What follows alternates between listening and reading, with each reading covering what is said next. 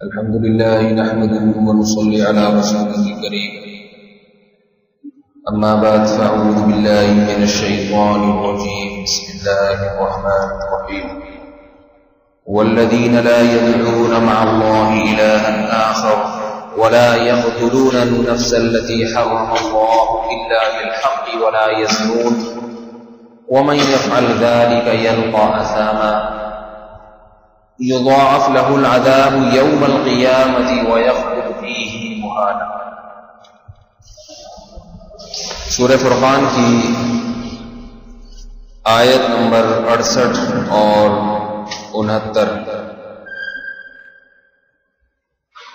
کل کی آیت میں اس بات کا بیان تھا کہ اہل ایمان خرچ کرنے میں اعتدال سے کام لیتے ہیں،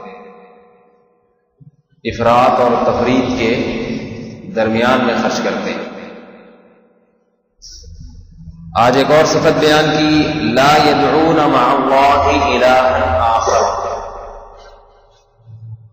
اللہ کے ساتھ کسی اور معبود کو پکارتے نہیں ہیں۔ یدعو کا معنی پکارنا، یہ سمجھنے کی چیز ہے۔ دیکھیے اس آیت میں واضح لفظوں میں بتایا اللہ کے ساتھ، اللہ کے سوا نہیں، اللہ کے ساتھ کسی اور الہ کو پکارنا، یہ بھی شرک ہے، بلکہ یہی شرک ہے اصل تو۔ یہاں پکارنے کا مطلب کیا ہے؟ یہ سوال پیدا ہوتا ہے کہ یہاں پکارنے کا مطلب کیا ہے؟ بدعتی لوگ یہ کہتے ہیں کہ اگر غیر اللہ کو پکارنا شرک ہے، جیسے یا رسول اللہ مدد، یا علی مدد، یا حسین مدد، یہ شرک ہے، تو ہم تو صبح و شام پکارتے رہتے ہیں دوسروں کو، سبھی پکارتے ہیں، پولیس کو مدد کے لیے بلایا جاتا ہے نہیں بلایا جاتا ہے، اور حکومت کو بلایا جاتا ہے، ڈوبتا ہوا آدمی قریب کھڑے ہوئے آدمیوں کو مدد کے لیے پکارتا ہے۔ غیر اللہ کو پکارنا اگر شرک ہے تو ہم تو صبح و شام پکارتے رہتے ہیں، ندائیں لگاتے رہتے ہیں، تو سارے ہی مشرک ہو گئے۔ تو کہتے ہیں جب پولیس کو مدد کے لیے پکارا جا سکتا ہے تو رسول کو مدد کے لیے کیوں نہیں پکارا جا سکتا؟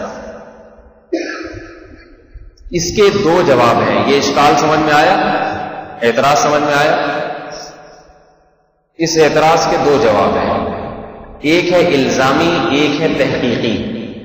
الزامی جواب کہتے ہیں کہ سوال کرنے والے ہی سے ایک سوال کر لیا جائے، اسی سے سوال کر لیا جائے کہ آپ کے سوال پر تو ایک منٹ یہ ہم فون اگر السلام علیکم۔ تو ایک الزامی جواب ہوتا ہے، ایک تحقیقی۔ الزامی جواب تو یہ ہے کہ اگر غیر اللہ کو پکارنا شرک ہے ہی نہیں، آپ جیسے کہہ رہے ہیں پولیس کو بھی تو ہم مدد کے لیے پکارتے ہیں، سوال پیدا ہوتا ہے پھر شرک ہے کون سی پکار؟ کہ جو قرآن بار بار کہہ رہے ہیں کہ جو اللہ کے ساتھ کسی کو پکارے گا وہ بھی مشرک ہو جائے گا، تو اس کا مطلب پھر آپ خود بتا دیں کیا ہے؟ کوئی تو مطلب ہوگا نا اس کا۔ قیامت آ جائے گی، بیچارے مطلب نہیں بتا سکتے۔ یاد رکھیے پکار دو قسم کی ہوتی ہے، دو قسم کی۔ ایک پکار ہوتی ہے اسباب کے تحت کسی کو پکارا جائے، اسباب کے تحت، اور ایک ہے ما فوق الاسباب کسی کو پکارا جائے۔ اسباب کے تحت پکارنا اور ما فوق الاسباب پکارنے کی میں کی مثال سے واضح کرتا ہوں۔ مجھے پیاس لگی، میں نے یہاں سے کسی کو پکارا خادم کو کہ بھائی مجھے ذرا پانی پلا دے، میری یہ مشکل دور کر دے،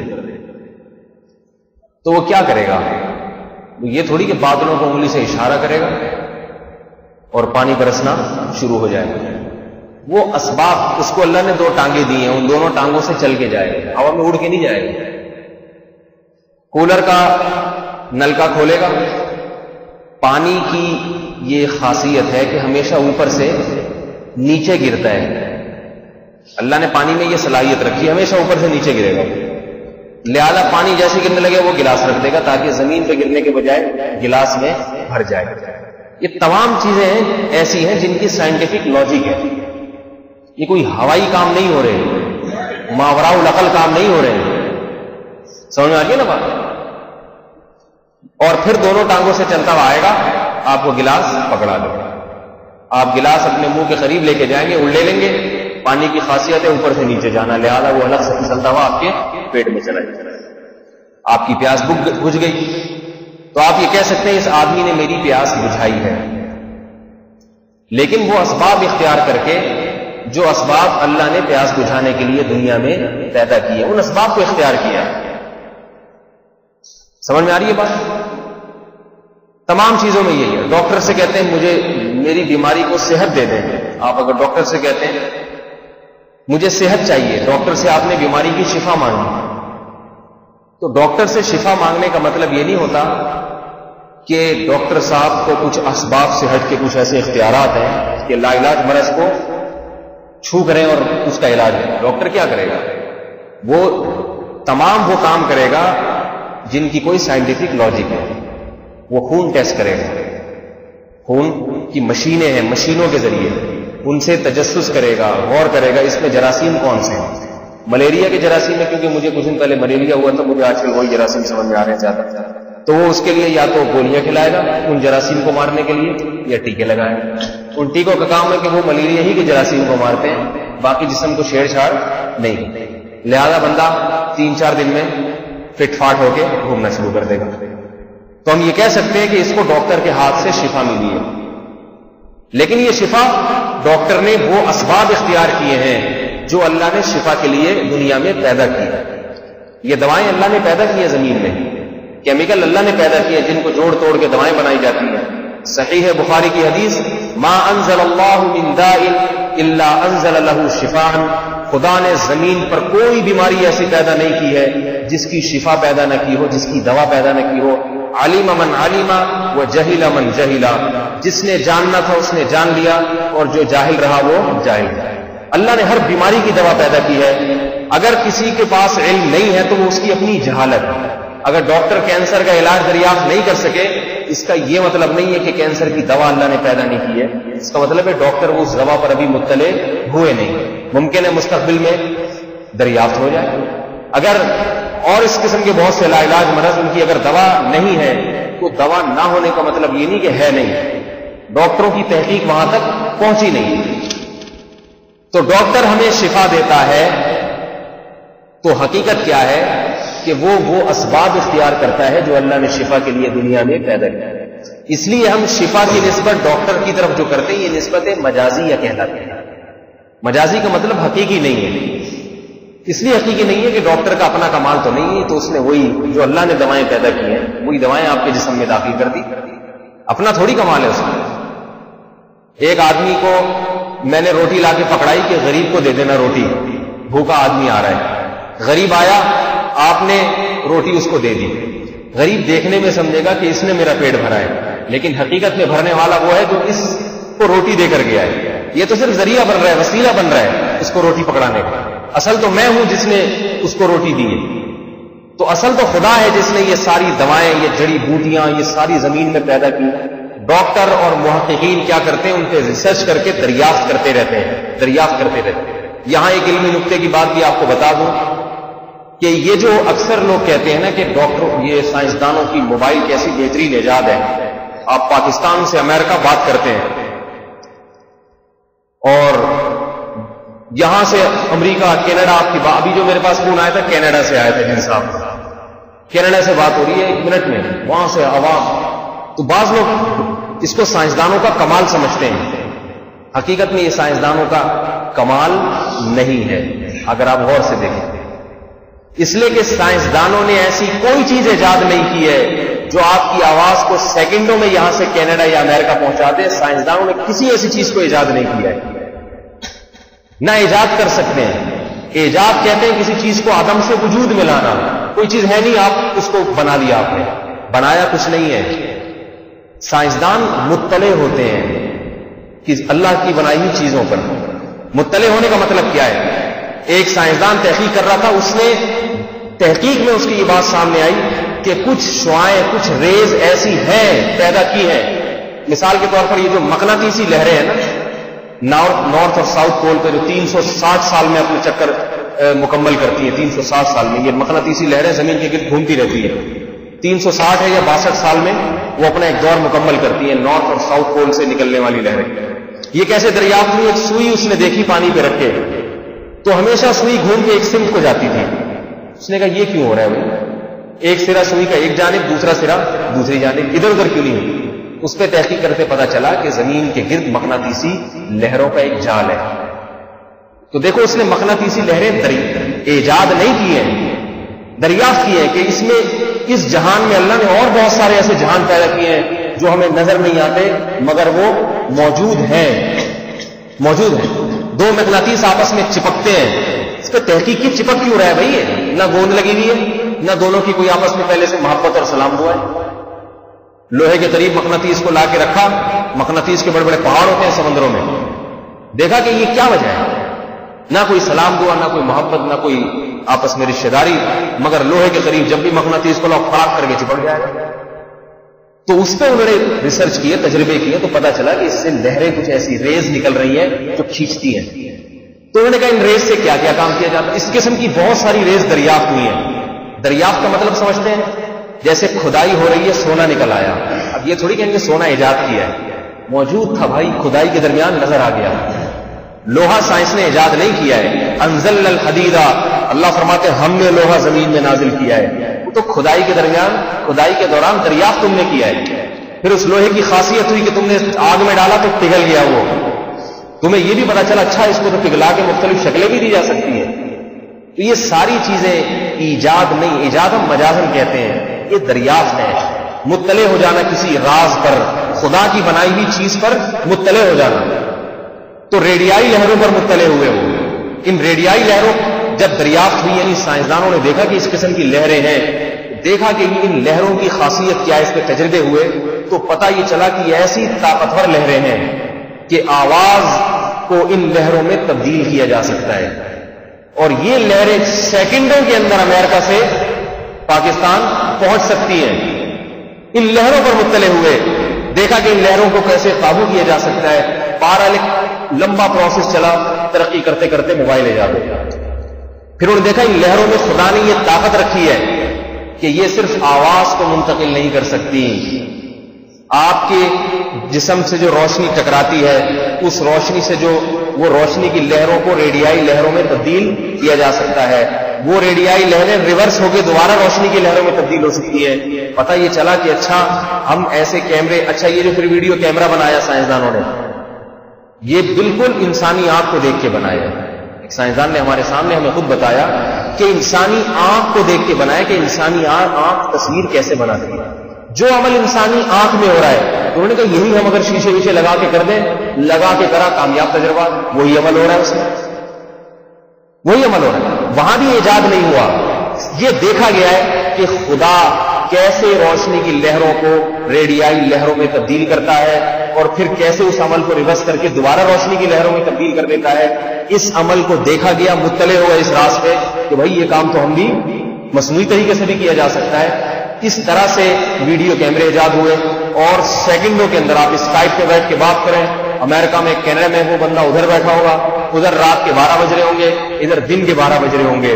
موسموں کا فرق اور جناب دن اور رات کا فرق، لیکن لائیو آپ وہاں بیٹھ کے بات کر رہے ہیں اور جناب مزے سے گپ شپ ہو رہی ہے.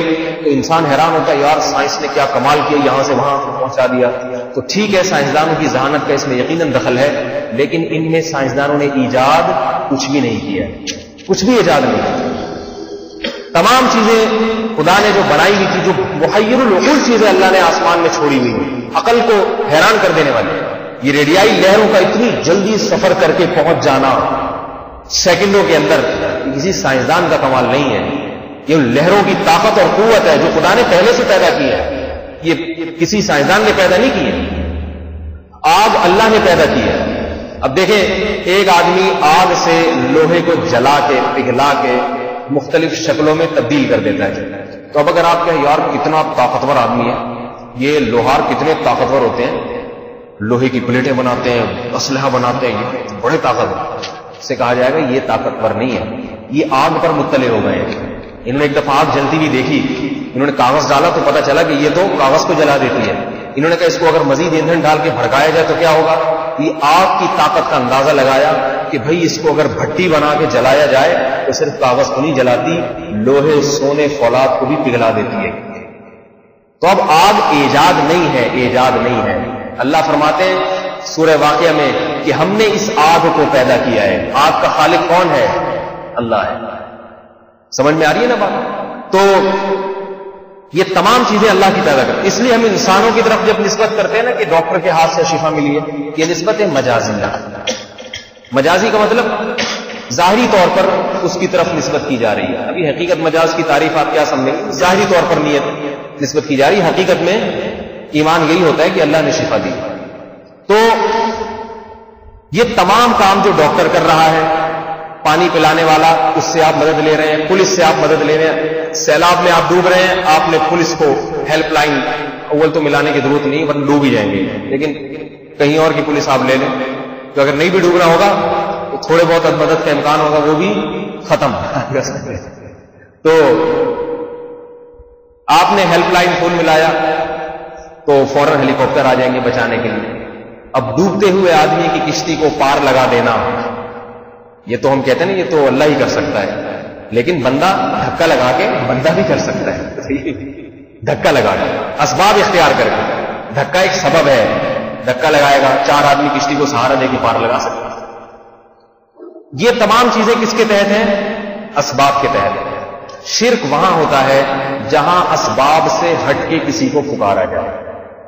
مثال کے طور پر آپ کو پتا ہے کہ اب اس بیماری سے شفا کا کوئی سبب موجود نہیں ہے، کیونکہ جو لوگ اسباب پر مطلع ہیں ڈاکٹر لوگ، وہ خود انکار کر رہے ہیں، کہہ رہے ہیں بھائی ہمیں پاس ایسی کوئی دوا ایجاد نہیں۔ آپ کو ایسا کینسر ہو گیا ہے کہ اب اس کینسر کی کوئی دوا ہمارے پاس موجود، بولو بھائی نہیں۔ اب آپ کو پتا ہے بس اب اس بیماری کے ٹھیک ہونے کی کوئی سائنٹیفک لاجک نہیں ہے۔ اب آپ کسی سے مدد مانگیں گے، حالانکہ آپ کو پتا ہے کہ اسباب فیل ہو چکے۔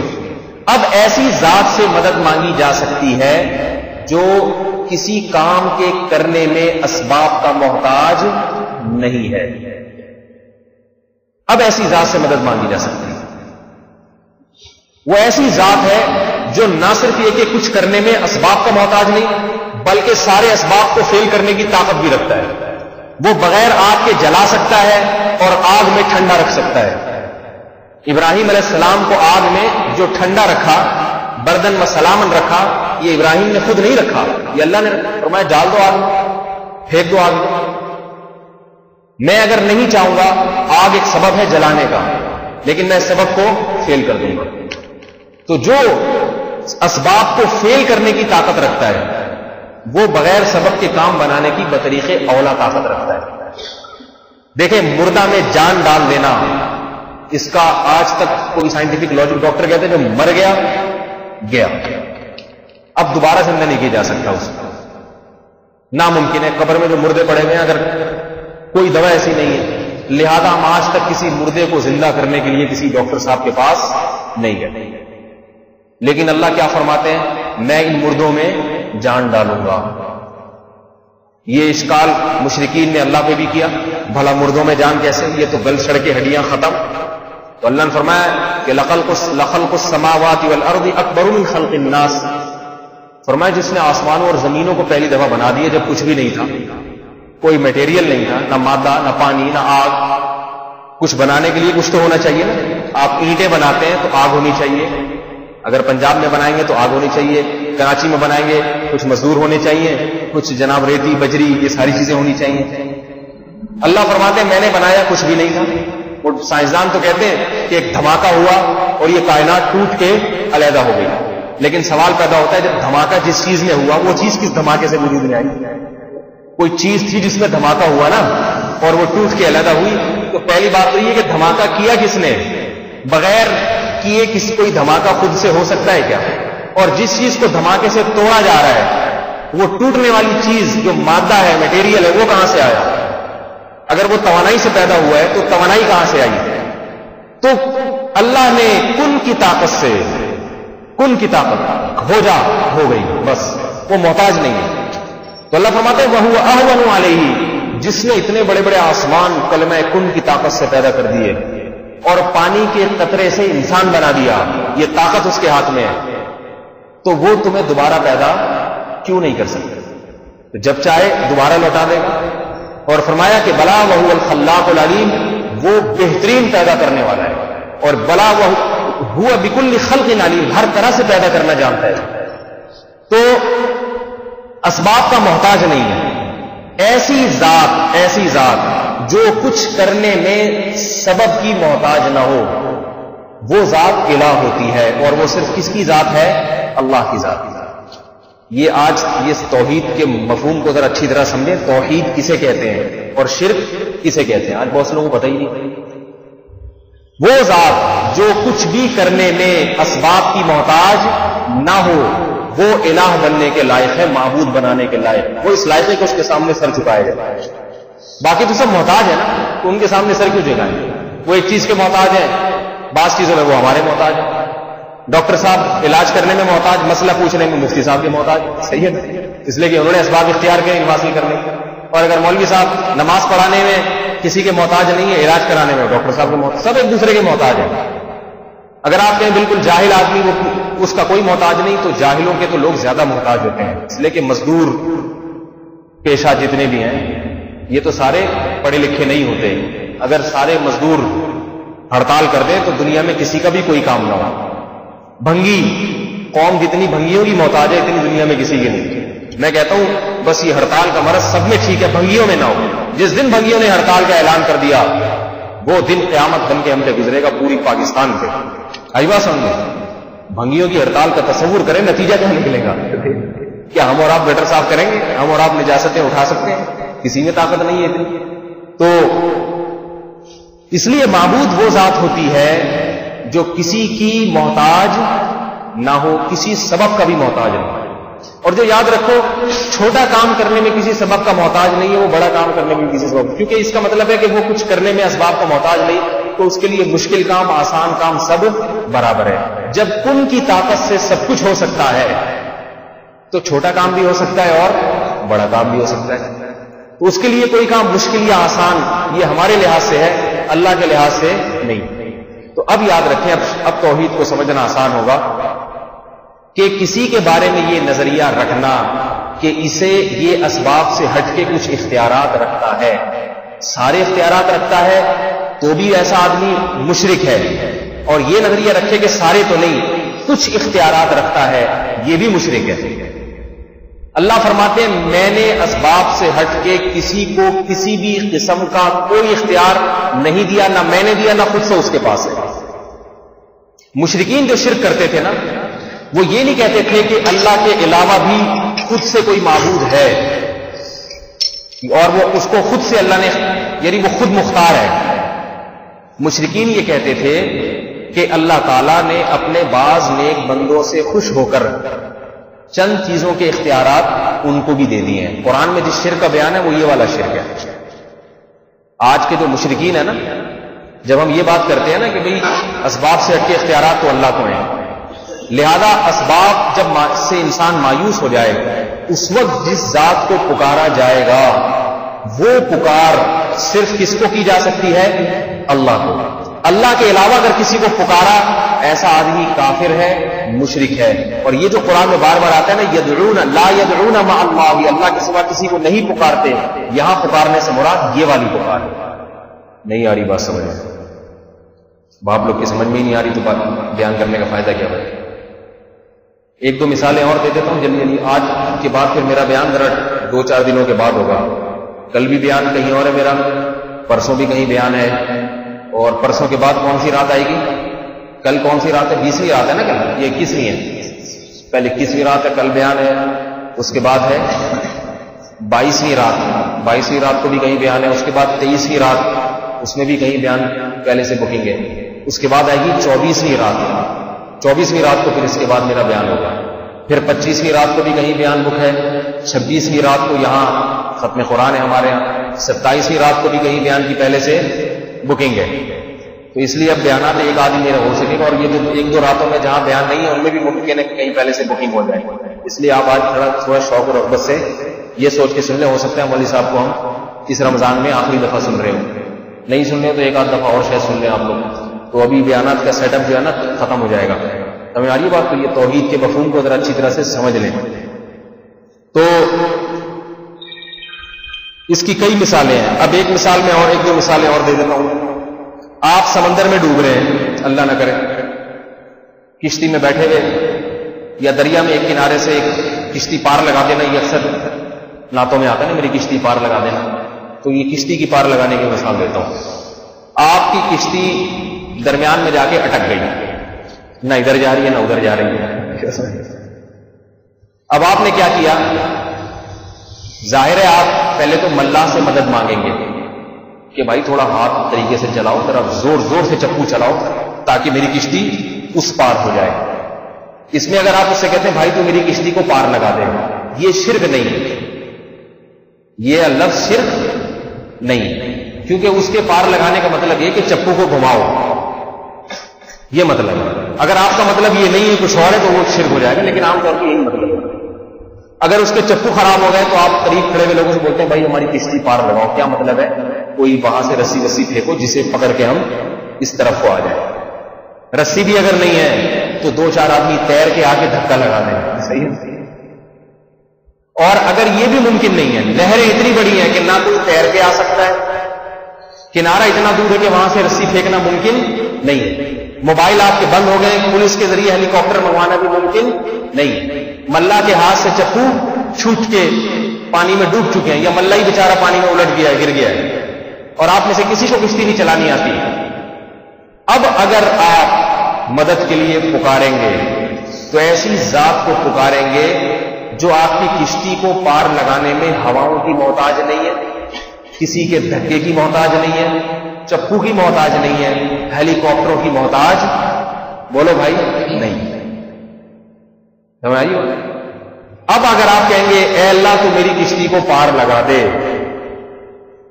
تو یہ بالکل جائز ہے اور موقع محل کے مطابق. لیکن یہاں اگر آپ نے کہا یا رسول اللہ میری کشتی کو پار لگا دے، ایسا آدمی مرتد ہے، کافر ہے پکا، بالکل. اس میں اور ہندوؤں میں کوئی فرق نہیں ہے.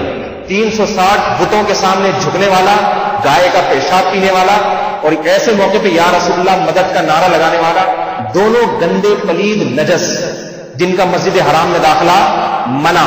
قرآن کہہ رہا ہے ان المشرکین انما المشرکون نجس، مشرک ناپاک ہے، پلید ہے، فلا یقربوا المسجد الحرام، مسجد حرام کے قریب بھی نہ پھٹکیں گے. شرک میں بڑا شرک اور چھوٹا شرک اس لحاظ سے، جو حقیقی شرک ہے نا شرک اکبر، وہ شرک اکبر ہی ہے، اس میں بڑا شرک اور چھوٹا شرک نہیں ہوتا. ایک رسول کو پکارو گے یا ہزاروں بتوں کو پکارو گے، اللہ کی نظر میں سارے، بولو بھائی، برابر، گندے، ناپاک. سمجھ آ رہی ہے بات؟ تو یہ بیچارے بہت سے مشرکین صبح شام میری کشتی پار لگا دینا، میری یہ کر دینا، میری وہ کر دینا، تو یہ پکے کافر ہیں اسی حساب سے.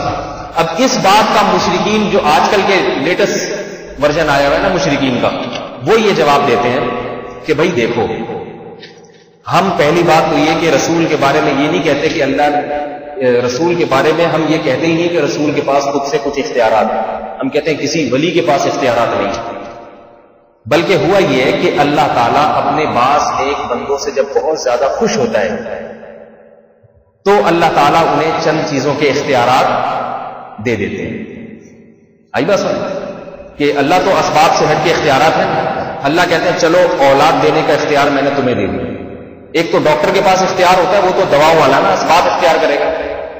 ایک ہے کہ ڈاکٹر سے جب دواؤں سے کام نہ بنے، روحانی علاج سے کام نہ بنے، تو میں نے اپنے فلاں فلاں بندے کو یہ اختیار دیا ہے کہ وہ جب چاہے جس کو چاہے اولاد دے سکتا ہے.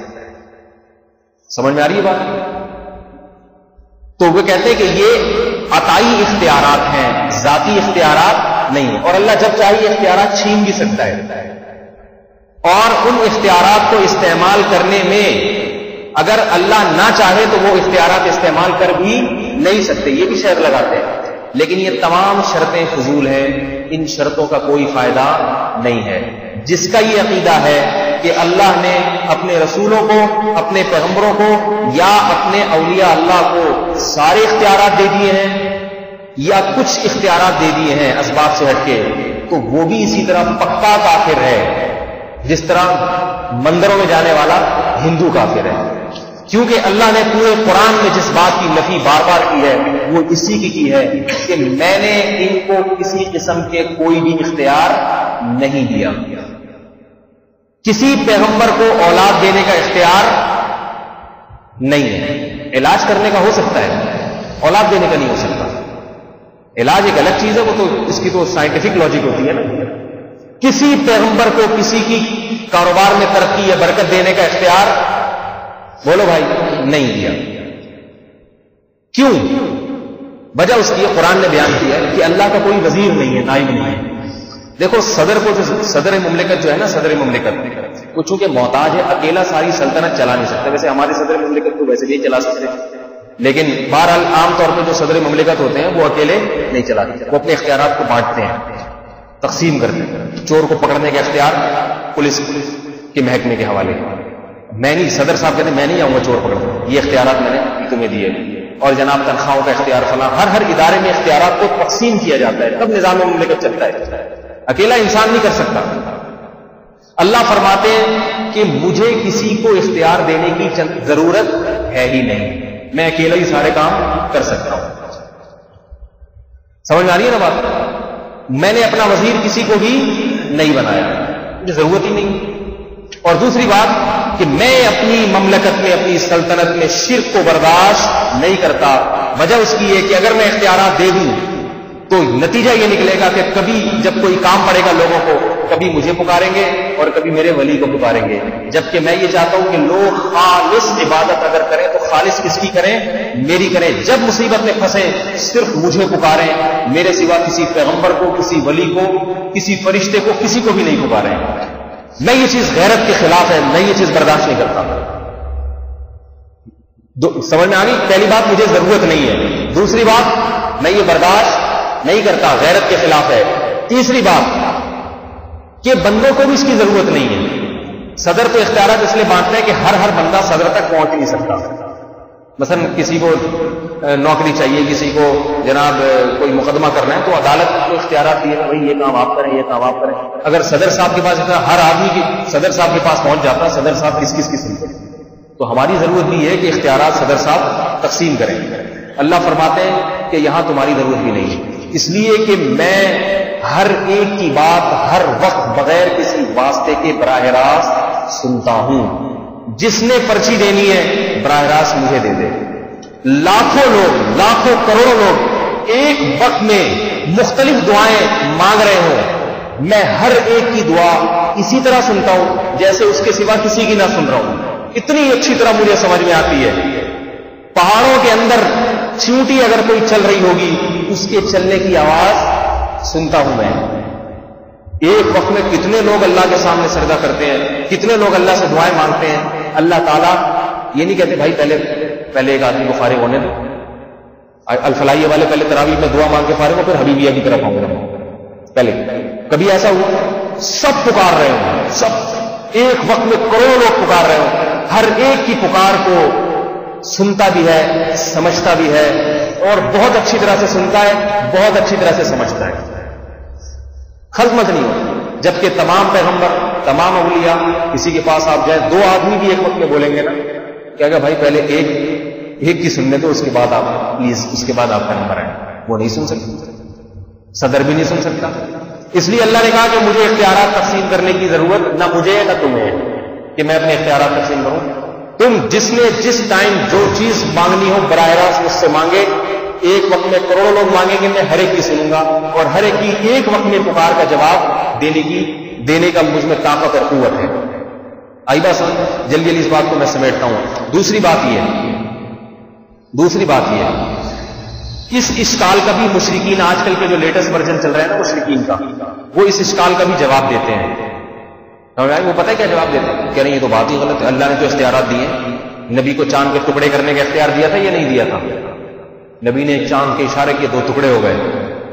حالانکہ اس کی کوئی سائنٹیفک لاجک ہے؟ بتاؤ بھائی. اس سے پتہ چلتا ہے کہ اسباب سے ہٹ کے اللہ نے پیغمبر کو بھی اختیار دیا ہے. عیسیٰ علیہ السلام مردوں کو زندہ کر دیتے تھے نہیں کر دیتے؟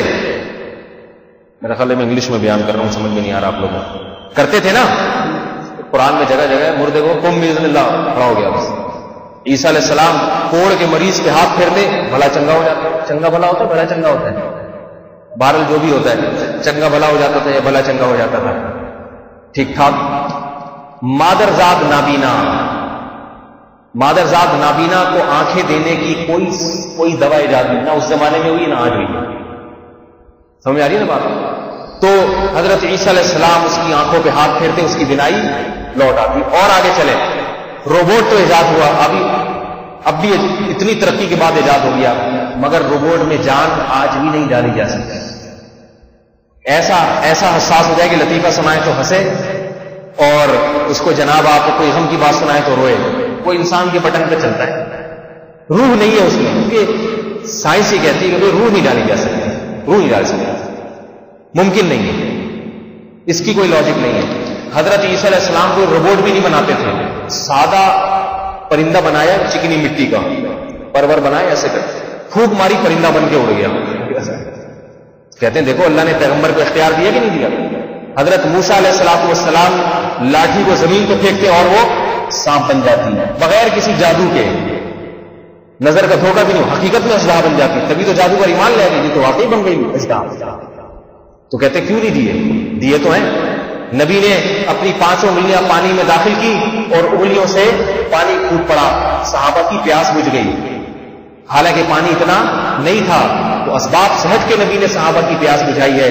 لہذا ہمیں جب پانی نہ ملے اور پانی قحط پڑ جائے تو ہم بھی پیغمبر کو پکار سکتے ہیں. پیغمبر کو اختیارات ہے. اس کا جواب سنیں.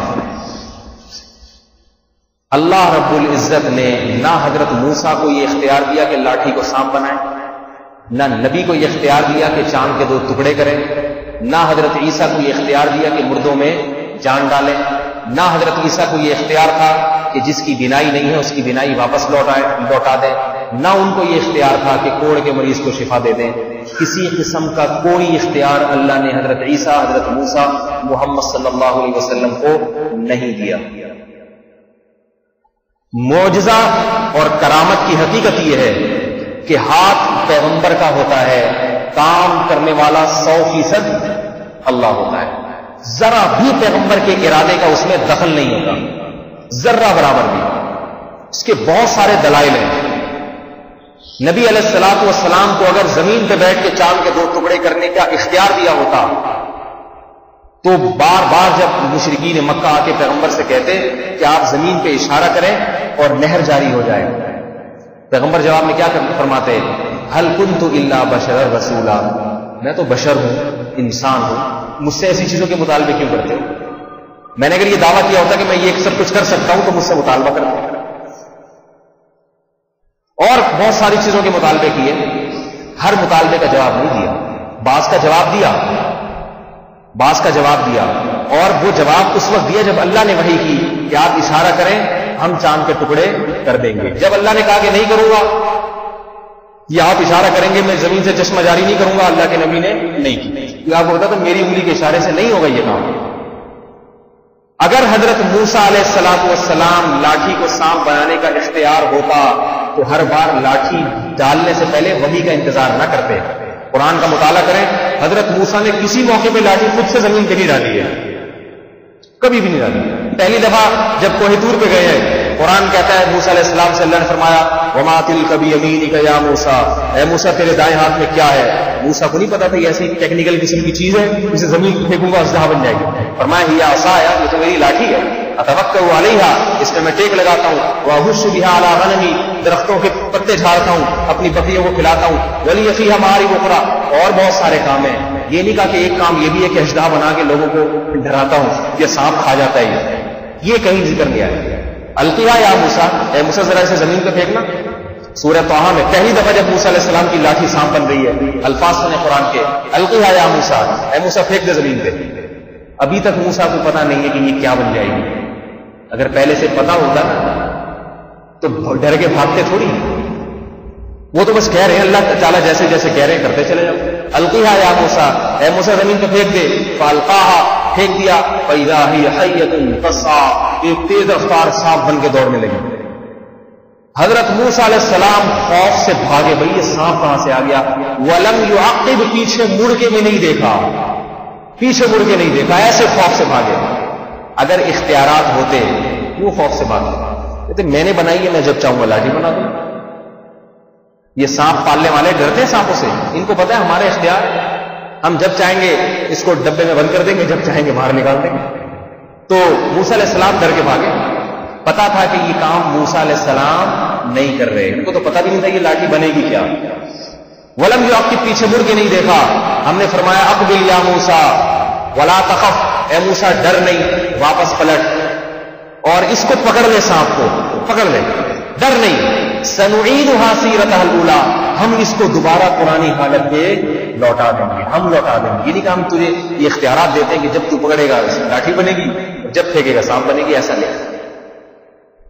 موسیٰ علیہ السلام نے پکڑا اس کو ڈرتے ڈرتے، اللہ کا حکم ہے، اللہ کی ماننے میں خیر ہے، پکڑ لیا، لاٹھی بن گئی. اس کے علاوہ اب تو ہونے چاہیے تھا موسیٰ علیہ السلام کو یہ خیال ہو جائے کہ اب تو جب بھی پھینکو سانپ بنے گی، ایسا بھی نہیں ہے. موسیٰ علیہ السلام کو میں نے تھوڑی بنائی ہے، اللہ میں پھینک دوں کچھ نہ بنے، صحیح ہے نا. اس لیے اب کیا ہوا ہے، ہمیشہ اللہ سے پوچھتے تھے.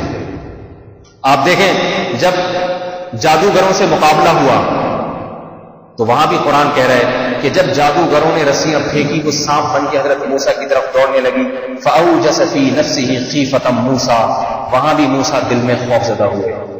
یہ نہیں کہ موسیٰ نے کہا میرے پاس کوئی لاٹھی ہے، یہ تو ایک دفعہ پہلے بھی سانپ بن چکی ہے، ابھی بھی اتنا بڑا اژدہا بنے گی، آ جائے گی، کوئی مسئلہ نہیں ہے. تو پتا تھا بھائی میرے کہنے سے کچھ بھی نہیں ہوگا، اس لیے ڈر گئے. پتہ نہیں اللہ نے مجھے آزمائش میں تو نہیں ڈال دیا، اس لیے ڈر گئے. قلنا لا تخف، ہم نے کہا ڈر نہیں. انک انت الاعلی، اے موسیٰ آج کے دن تو غالب رہے گا. والقی ما فی یمینک تلقف ما صنعوا، سب باتیں بتائی جا رہی ہیں. اے موسیٰ تو اس لاٹھی کو زمین پہ ڈال، تلقف ما صنعوا، جو سانپ زمین پہ تجھے نظر آ رہے ہیں یہ سب کو کھا جائے گی. جب یہ وحی نازل ہوئی ہے، وحی کے الفاظ ہیں، وحی نازل ہوئی، پھر موسیٰ نے اس لاٹھی کو زمین پہ پھینکا.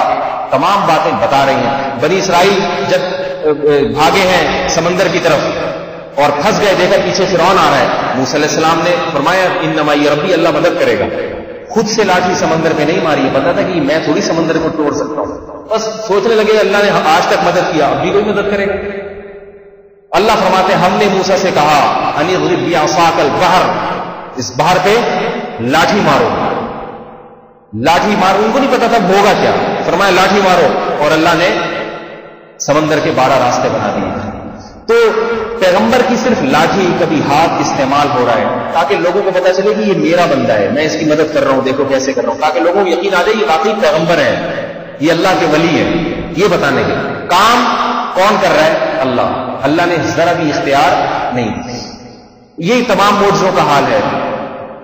اب آخری ایک اشکال جو مشرکین کرتے ہیں، وہ یہ کہتے ہیں نہیں بھائی، اختیارات تو فرشتوں کو بھی اللہ نے بہت سارے دیے ہیں، پیغمبر تو فرشتوں سے افضل ہوتے ہیں.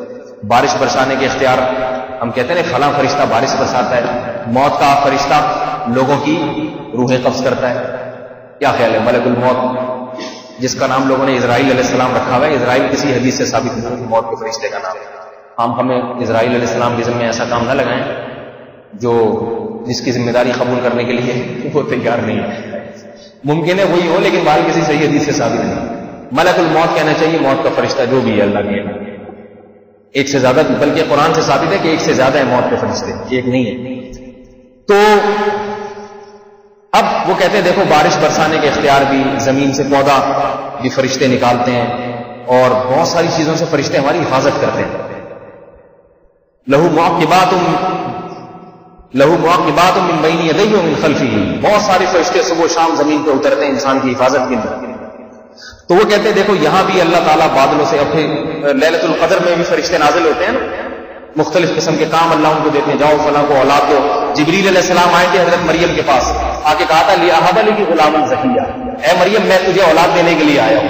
یہ آیت آج کل کے جو مشرکین لیٹسٹ ورژن جو چل رہا ہے مشرکین کا، وہ یہ آیت بہت پیش کرتے ہیں دیکھو جبریل مریم کے پاس آئے اور کہا کہ میں اس لیے آیا ہوں لِأَهَبَ لَكِ غُلَامًا زَكِيًّا، اے مریم میں تجھے پاکیزہ بچہ دینا چاہتا ہوں، عطا کرنا چاہتا ہوں۔ پتہ چلا اللہ فرشتوں کو بھی اللہ نے یہ طاقت دی ہے کہ حضرت مریم کو نکاح کے بغیر، اسباب کے بغیر اولاد عطا کر دیں، جبریل عطا کر کے گئے۔ سمجھ آ رہی ہے بات؟ تو یہاں بھی ایک بات یاد رکھیں کہ فرشتوں کو بھی اللہ نے اختیارات نہیں دیے۔ فرشتوں کو ایسے کام لیا جاتا ہے جیسے کوئی مالک مزدور سے کام لیتا ہے، مجبور ہو کے، اختیار نہیں ہے۔ اس کی میں ایک مثال دوں آپ کو، جیسے آپ جب قلم سے لکھتے ہیں، کاتب جب لکھتا ہے نا کوئی تحریر قلم سے، تو ایسا نہیں ہوتا قلم کو اختیار دے دے اور کیا بھائی تو الف لکھ لیں اپنی مرضی سے، پھر میں جب آؤں گا تو یہ پورا تحریر مکمل ہونی چاہیے، میں جا رہا ہوں کسی کام سے۔ ایسا نہیں ہوتا، بلکہ قلم اپنے ہاتھ میں پکڑ کے گھمانا پڑتا ہے، جیسے جیسے گھمائیں گے ویسے ویسے وہ لکھتا چلا جائے گا۔ اس میں قلم کا ذرہ برابر بھی اختیار نہیں ہوتا۔ تبھی کوئی تحریر لکھنی ہو تو قلم سے مطالبہ نہیں کیا جاتا، کاتب سے مطالبہ کیا جاتا ہے، رائٹر سے مطالبہ کیا جاتا ہے جس کے ہاتھ میں قلم ہے۔ پتہ ہے یہ قلم خود مختار نہیں ہے، اس کی چلے گی نہیں، بلکہ مطالبہ کس سے کیا جاتا ہے؟ جس کے ہاتھ میں قلم۔ بھائی جان ذرا آپ اچھی سی بسم اللہ لکھ کے دکھا دیں، کوئی پھول بنا کے دکھا دیں۔ پتہ یہ اس کی اپنی نہیں چلتی، اس کو تو جہاں گھماؤ گے ویسے گھومے گا۔ فرشتے اللہ کے ہاتھ میں ایسے ہیں جیسے کاتب کے ہاتھ میں قلم۔ اللہ ارادہ کرتے ہیں جاؤ کراچی میں بارش برساؤ، فرشتوں کو کہتے ہیں دھکا لگاتے ہوئے ہواؤں کا رخ ذرا موڑو اور دھکا لگاتے ہوئے ان بادلوں کو کراچی کی طرف کر دو۔ سمجھ آ رہی ہے بات؟ اس میں فرشتوں کا اپنا ذرہ برابر اختیار نہیں ہوتا۔ یہی وجہ ہے کہ آج بھی کوئی مشرک کسی فرشتے سے دعا نہیں مانگتا، یا جبریل مدد یا ملائکہ مدد، کبھی نہیں۔ پتا ہے بھائی ان کو اختیار نہیں۔ اور یہ مزدور ہونا یہ پیغمبروں کی شان کے خلاف ہے۔ سمجھیے نا بات، پیغمبروں کے ذمے ہے اللہ کا پیغام اپنے بندوں تک پہنچانا، بارش برسانے کے لیے پیغمبروں سے کام لینا یا اس قسم کے جو انسان کی دنیاوی ضرورت ہوتی ہے یہ کام لینا پیغمبروں کی شان کے بھی خلاف ہے۔ پیغمبر تو آتے ہیں دینی ضرورت کو پورا کرنے کے لیے، اس لیے اللہ یہ کام اس طرح کے اللہ تعالیٰ کام پیغمبروں سے لیتے بھی نہیں۔ تو یہی وجہ ہے کہ آج بھی کوئی کسی فرشتے سے مدد نہیں مانگتا، رسولوں سے مانگی جاتی ہے، رسولوں سے۔ حالانکہ اللہ نے تو فرشتوں سے جس طرح کے کام لیتے ہیں وہ کام پیغمبروں سے لیتے بھی نہیں، لیکن فرشتوں سے بھی اگر لیتے ہیں تو فرشتوں سے دعا نہیں مانگی جاتی، کیونکہ فرشتے مجبور ہیں ان کاموں پہ جو اللہ نے ان کے ذمہ لگائے، اور اللہ ان سے کام لیتا ہے جیسے کاتب قلم سے کام لیتا ہے۔ سمجھ میں آ رہی ہے بات؟ اب ایک آخری بات کہ یہ جو بات ہے کہ جبریل نے کہا کہ میں تجھے بیٹا عطا کرنے کے لیے آیا ہوں، تو یہ نسبت بھی مجازی ہے۔ سمجھ میں آ رہی ہے بات؟ مجازی کا مطلب یہ ہے کہ دینے والی ذات اللہ کی ہے، لیکن مجھے حکم ہے کہ آپ کے رحم میں پھونک لگاؤں اور اللہ اس پھونک کے ذریعے پیدا کر دے گا، اس لیے میں اپنی طرف مجازن نسبت کر رہا ہوں۔ جیسے ڈاکٹر کی طرف شفا کی نسبت کر دی جاتی ہے، گولی کی طرف نسبت کر دی جاتی ہے، اس گولی سے میں ٹھیک ہو گیا ہوں، حالانکہ پتہ ہے کہ گولی بنانے والا اللہ ہے، اور دوسری بات گولی کام کرنے میں اللہ کے ارادے کی محتاج ہے۔ یہ نسبت مجازن ہے، جائز ہے، اس میں کوئی گناہ نہیں ہے۔ بعض لوگوں کو زیادہ توحید کا وہ ہو جاتا ہے تو وہ کہتے ہیں یار اس دوا سے میں ٹھیک ہوں، نہ وہ دوا سے نہیں، اللہ سے ٹھیک ہوا۔ تو اتنا زیادہ وہمی نہیں ہونا چاہیے، دل میں یہ نیت ہو کہ ٹھیک کرنے والی ذات اللہ کی، باقی ذریعہ دوا بنتی ہے، فلاں ڈاکٹر بنا تو اس میں کوئی حرج نہیں ہے۔ تو سمجھ میں آ گئی بات؟ اس لیے اللہ فرماتے ہیں والذین لا یدعون مع اللہ الہا آخر، اللہ کے سوا کسی کو بھی نہیں پکارتے۔ اچھا، میں نے ایک سوال قائم کیا تھا مشرکین سے، آج کل کے جو لیٹسٹ ورژن چل رہا ہے مشرکین کا، میں نے کہا تھا اگر پھر بھی آپ کی سمجھ میں میری تقریر نہیں آتی اور آپ کہتے ہیں یا رسول اللہ مدد پکارنا، یا علی مدد پکارنا جائز ہے، سمجھ میں آ رہی ہے بات؟ تو ایک سوال آپ سے کرتا ہوں کہ دیکھو اس کا مطلب ہے آپ کہتے ہیں کہ اللہ نے اپنے پیغمبروں کو، اپنے اولیاء کو مجھے اختیارات دیے ہیں، یہی سوال ہے نا، اختیارات دیے ہیں تبھی تو آپ ان کو مانگتے ہیں، ان سے مانگتے ہیں کہ بھائی چاہے تو اللہ سے مانگ لو چاہے تو ان سے مانگ لو۔ تو میں وہ سوال پہلے بھی دہرایا تھا، دوبارہ دہراتا ہوں، صرف ایک سوال ان سے پوچھ لیا کریں کہ سارے اختیارات دیے ہیں یا بعض دیے ہیں؟ اللہ نے سارے اختیارات دیے ہیں اپنے پیغمبروں کو، یا محمد صلی اللہ علیہ وسلم کی مثال لے لیتے ہیں، سید الانبیاء صلی اللہ علیہ وسلم کو اللہ نے ہر قسم کے اختیارات دیے ہیں یا بعض؟ اگر وہ کہتے ہیں ہر قسم کے تو ان سے کہیں پھر کوئی آدمی کبھی اللہ سے مانگتا ہی نہیں ہے، ساری زندگی رسول اللہ سے ہی مانگتا رہتا ہے، تو اس میں کوئی گناہ ہے یا نہیں؟ آئی بس امام صاحب کبھی مانگتے ہی نہیں اللہ سے، کہتے ہیں یا رسول اللہ یہ کام بھی کر دیں، یا رسول اللہ یہ میرے گناہوں کو بھی معاف کر دیں، یا رسول اللہ یہ بھی کر دیں، یا رسول اللہ اولاد بھی دے دیں، یا رسول اللہ میرے بچے کی ملازمت دلوا دیں، تو اس میں کوئی گناہ نہیں ہونا چاہیے، کیونکہ جب اللہ نے دیے ہیں تو اس لیے تو دیے کہ آپ بھی میرے نائب ہیں اس معاملے میں. تو اختیارات صدر صاحب ایس ایچ او کو تبھی تو دیتے ہیں نا کہ بھائی یہ چور کو پکڑوانا ہوگا تو آپ کے پاس آ جائے، میرے پاس آنے کی ضرورت نہیں. تو اگر آپ ایس ایچ او کے پاس جائیں، صدر کو غصہ تھوڑی ہے کہ میرے پاس کیوں نہیں آیا، میں نے دیے اس لیے کہ ان کے پاس چلے جاؤ، میرے پاس آ تو برابر ہے سارے. تو اگر اللہ نے سارے اختیارات دیے تو کوئی آدمی کبھی بھی اللہ سے نہیں مانگتا، ہمیشہ پیغمبر سے مانگتا ہے. گناہ ہے یا نہیں؟ اور اگر بعض دیے ہیں، سارے نہیں دیے، تو وہ کون کون سے ہیں ان کی ایک لسٹ تیار کر کے لائیں. قیامت آ جائے گی، عیسیٰ علیہ السلام نازل ہو جائیں گے، امام مہدی بھی تشریف لے آئیں گے، یاجوج ماجوج بھی نکل آئیں گے، لیکن یہ کام مشرکین سے نہیں ہو سکتا. کون کون سے؟ پھر اس کی دلیل بھی لکھنی پڑے گی نا. ہم تو کہتے کچھ بھی نہیں دیا، کوئی اختیار اللہ نے کسی پیغمبر کو ولی کو دیا ہے ہی. اور جو کہتے ہیں دیا ہے تو بھائی پلیز بتا دیں کون کون سا، تاکہ پھر وہ چیزیں ہم آپ ایک لسٹ بنا دیں. بھائی اولاد کا اختیار اللہ نے پیغمبر کو دیا ہے، بارش برسانے کا، ملازمتیں دلوانے کا، اور عمر کو لمبی کروانے کا، اور شادی کروانے کا. یہ اختیار اللہ نے پیغمبر کو بھی دی، اپنے پاس بھی، تاکہ ہم یہ 5 قسم کی دعائیں پھر ہم بھی فجر کے بعد یا رسول اللہ سے مانگے، باقی ساری اللہ سے مانگے. کوئی لسٹ ہو، وہ پتا تو چلے کون سے دیے کون سے نہیں دیے. تو چونکہ دیے ہی نہیں ہے لہذا مشرکین مر جائیں گے حلوے مانڈے کھا کھا کے، دودھ جلیبیاں کھا کھا کے. اور ربیع الاول میں بریک ڈانس، آج کل تو 12 دنوں میں بریک ڈانس شروع ہو گیا ہے، پہلے ناچ ہوتا تھا، آج کل ڈسکو ناچ شروع ہو گیا ہے. مر جائیں گے. لیکن میرے سوال کا جواب، یہ انٹرنیٹ پہ یوٹیوب پہ بھی یہ کلپ کئی مہینوں سے چل رہا ہے، الٹی سیدھی گالیاں تو آ جاتی ہیں مشرکین کی طرف سے، مگر میرے سوال کا جواب آج کل تک کوئی مشرک بولو بھائی نہیں دے سکا کہ ڈیفائن کر دو پلیز کون کون سی چیزوں پہ اختیار دیے ہیں. خلیفہ سمجھے نہیں دے سکتے. قیامت آ جائے گی. تو میں آج دوبارہ اپنے پیارے پیارے اسلامی بھائیوں سے یہ سوال کرتا ہوں کہ بھائی مجھے آپ سے نفرت نہیں ہے، خدا کے لیے شرک نہ کرو. بدعت کر لو شاید بخشش ہو جائے، لیکن بدعت کا بھی بڑا گناہ ہے. شاید اللہ تعالیٰ گناہ معاف کر دے، چلو توحید پر تو موت واقع ہوئی، لیکن مشرک کی مغفرت نہیں ہے. قرآن میرے سامنے رکھا ہے، اس پہ ہاتھ رکھ کے کہتا ہوں کہ اللہ کی نظر میں بت کے سامنے سجدہ کرنے والا، مٹی کے بنے ہوئے بت کے سامنے سجدہ کرنے والا، اس سے مانگنے والا، یا محمد صلی اللہ علیہ وسلم سے مانگنے والے، دونوں پکے کافر ہیں، دونوں مشرک ہیں، دونوں پر جنت حرام، اور دونوں ہمیشہ ہمیشہ جہنم میں جلیں گے. دونوں محمد صلی اللہ علیہ وسلم کی شفاعت سے محروم رہیں گے. خواہ ساری ساری رات تہجد میں اپنے آپ کو رو رو کے زمین کو گیلا کر دو، خواہ سارا سارا دن نبی کی شان میں نعتیں پڑھ پڑھ کے رو رو کے دیوانے ہو جاؤ، اور آنکھوں میں حلقے بنا ڈالو، اور نبی کی یاد میں مر بھی کیوں نہ جاؤ رو رو کے. لیکن اگر اللہ کے رسول سے مدد مانگنا نہ چھوڑی تو اللہ کی نظر میں ہندو میں، سکھ میں، عیسائی میں، یہودی میں اور ایسے ظاہری مسلمان میں کوئی فرق نہیں ہے. یاد یہ میں نہیں کہہ رہا، یہ قرآن کہہ رہا ہے کہ وَمَن يَدْعُ مَعَ اللَّهِ إِلَٰهًا آخَرَ وَمَن يَدْعُ مَعَ اللَّهِ إِلَٰهًا آخَرَ لَا بُرْهَانَ لَهُ. فرمائے وَمَن يَدْعُ أَفَحَسِبْتُمْ أَنَّمَا خَلَقْنَاكُمْ عَبَثًا وَأَنَّكُمْ إِلَيْنَا لَا تُرْجَعُونَ فَتَعَالَى اللَّهُ الْمَلِكُ الْحَقُّ لا الہ الا هو رب العرش الکریم. ومن يدعو مع اللہ الہ آخر لا برہان له به فانما حسابه عند ربی انه لا یفلح الکافرون. فرمایا ایسے کافر کبھی بھی کامیاب نہیں ہوں گے جو اللہ کے ساتھ کسی اور کو، اللہ کو چھوڑ کے نہیں، اللہ کو بھی یا رسول یا اللہ مدد، دائیں طرف ادھر یا رسول اللہ مدد. تو اللہ تو ایسے ہی مشرکین کا ذکر کرتے ہیں جو اللہ کو بھی پکاریں اور اللہ کے ساتھ دوسروں کو بھی پکاریں. ایسے مشرک کے بارے میں قرآن کہہ رہا ہے انہ لا یفلح الکافرون، ایسے کافر کبھی بھی کامیاب نہیں ہو سکتے. کافر کہہ رہے ہیں اللہ تعالیٰ اس لوگ. اس لیے پیارے پیارے اسلامی بھائیوں سے گزارش ہے کہ خدا کے لیے اپنے حال پہ ترس کھاؤ، مت جاؤ اپنے جاہل مولویوں کے پیچھے حلوے مانڈے کھا کے تمہیں شرک کے راستے پہ جا رہے ہیں. یہودیوں کے جو عالم تھے نا ان کی عادت تھی، قرآن کہہ رہا ہے ان کثیر من الاحبار والرہبان، بہت سے عیسائی پادری اور بہت سے یہودی عالم لوگوں کا مال ناحق طریقے سے کھاتے تھے اور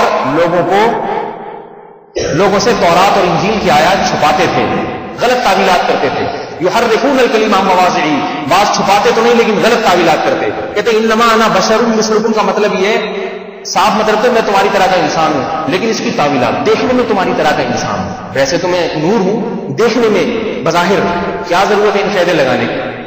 قرآن جب واضح لفظوں میں کہہ رہے ہیں انما انا بشر مثلکم، تمہاری طرح کا میں انسان ہوں، فرق صرف اتنا ہے یوحا الیہ، مجھ پر وحی ہوتی ہے، تم پر وحی نہیں، مجھے اللہ نے سلیکٹ کیا ہے تمہاری ہدایت کے لیے، تمہیں سلیکٹ نہیں کیا، تمہیں حکم ہے میری اتباع کرو، مجھے حکم نہیں ہے کہ تمہاری اتباع کرو، یہ فرق ہے۔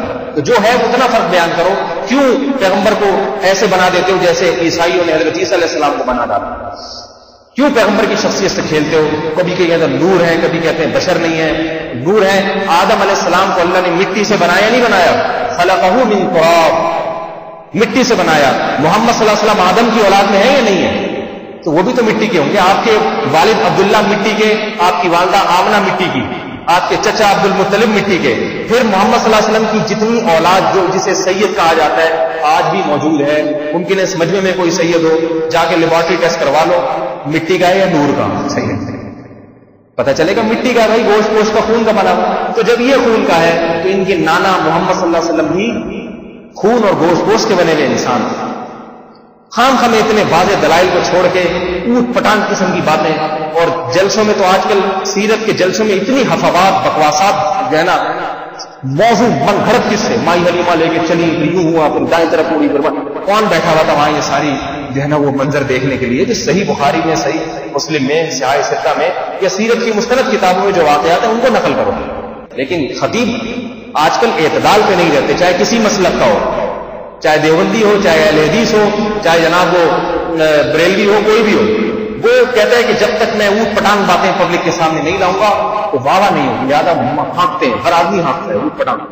عوام کو چاہیے تھوڑا سا سنبھلے کہ پوچھے پہ آ کے حضرت یہ جو آپ نے بات کی کھوپڑی میں کہاں نہیں رہی؟ تو تقریر کیا کرتے، میں نے کلپ دیکھا، نبی علیہ السلام بہت اچھل رہے تھے اسٹیج پہ، نبی علیہ السلام بتاؤں جب پیدا ہوئے سر بھی لگا رہے ہیں، چلو سر تو لگانے میں کوئی حرج نہیں، پیدا ہوئے تو ٹیوب لائٹ کی ضرورت ہی نہیں تھی، کیونکہ آپ کا چہرہ اتنا چمک رہا تھا کہ کمرے میں ٹیوب لائٹ کی ضرورت ہی نہیں۔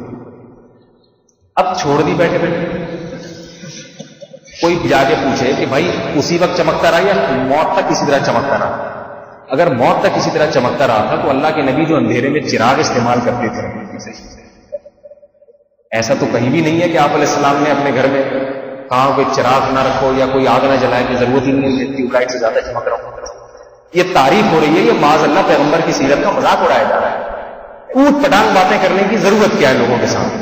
محمد صلی اللہ علیہ وسلم کی کیا جو قرآن اور حدیث میں تعریف ہے وہ کم ہے کیا؟ وہ کم ہے کیا؟ خود اللہ کے نبی نے اپنی تعریف فرمائی ہے، جو بتایا کہ اللہ نے مجھے 7 چیزیں دی ہیں اور دوسرے پیغمبروں کو فضیلت دی ہے، وہی اتنی زبردست۔ میں تو کہتا ہوں محمد صلی اللہ علیہ وسلم کی جو ایک بات ہے جو آپ علیہ السلام نے فرمایا نا، اللہ نے مجھے پچھلے پیغمبروں پر 7 باتوں کا فضیلت دی، ان میں ایک بات کو بڑی پیاری لگتی ہے، وہ ایسی تعریف کی چیز ہے کہ واقعتاً وہ محمد صلی اللہ علیہ وسلم ہی کا خاصہ ہے۔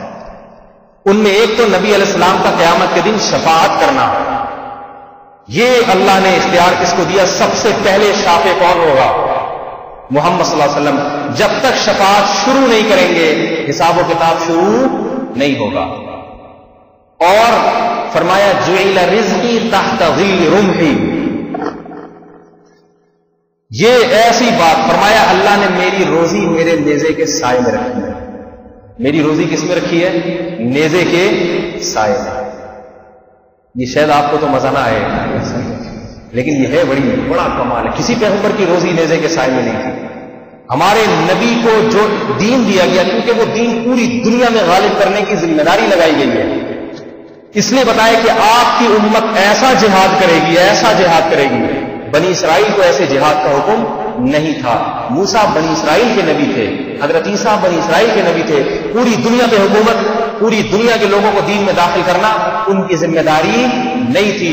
آپ کی ذمہ داری بڑی اعلیٰ ہے، قیامت تک آپ کے بعد کوئی نبی نہیں آئے گا، لہذا آپ کی روزی جہاد سے وابستہ کر دی گئی، جہاد سے وابستہ، تاکہ آپ کی امت جہاد کے معاملے میں بخل نہ کرے، پوری دنیا پہ اللہ کے دین کو غالب کرے۔